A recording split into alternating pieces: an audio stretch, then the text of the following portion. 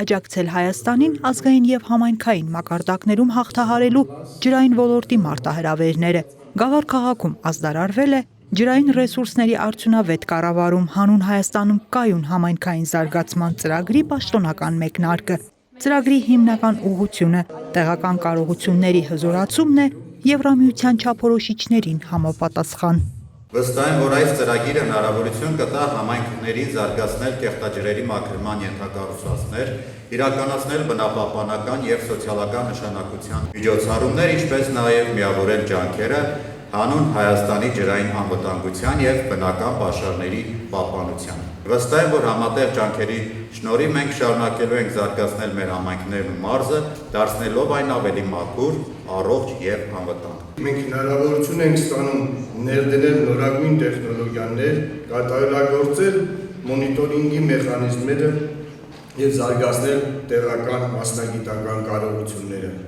Ջրային կոմիտեն պատրաստ է շարունակել սերտ համագործակցությունը ծրագրի բոլոր գործընկերների հետ եւ որ թող մեր համատեղ ջանքերի պտուղը լինի մաքուր ջուրը,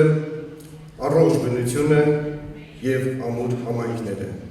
Այս ծրագիրը շարունակությունն է 2020-ից 2025 թվականներին իրականացված Սևանա լճի շրջակա միջավայրի պահպանություն ծրագրի եւ հենվում է դրա փորձի վրա։ 7.5 միլիոն եվրո ընդհանուր արժողությամբ ծրագիրն իրականացնելու է Գերմանական միջազգային համագործակցության ընկերությունը, Եվրոպական միության եւ Գերմանիայի տնտեսական համագործակցության եւ զարգացման նախարարության համաֆինանսավորմամբ։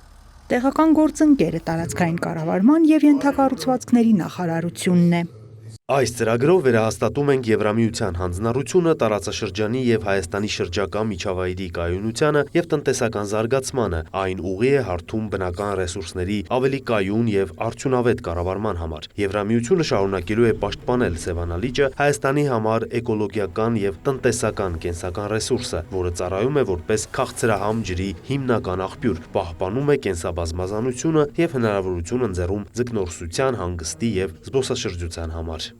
Սևանա լճի ավազանում բնապահպանական կայուն զարգացման հարցերը հոկտեմբերին Բեռլինում հայ-գերմանական կառավարական բանակցությունների օրակարգում էին։ Հայաստանը գործընկերային պատասխանատվությամբ մասնակցել է մեր նախորդ ծրագրերին եւ համարվում է նաեւ Սևանա լճի խնդիրների լուծմանն ուղղված այս ծրագրի հիմնադիրներից մեկը։ Ջրային ռեսուրսների կառավարման բարելավում, աջակցություն համայնքներին եւ տեղական բիզնեսներին, ջրային ռեսուրսների կառավարման գործողությունների պլաններ մշակելու գործում, քաղաքացիական հասարակության շահագրգիռ դերակատարների ակտիվ ներգրավում, ծրագրով նախատեսված գործողություններին առաջիկա 3 տարում այս վերջնարդյունքն են ակնկալում նախագծի պատասխանատուները։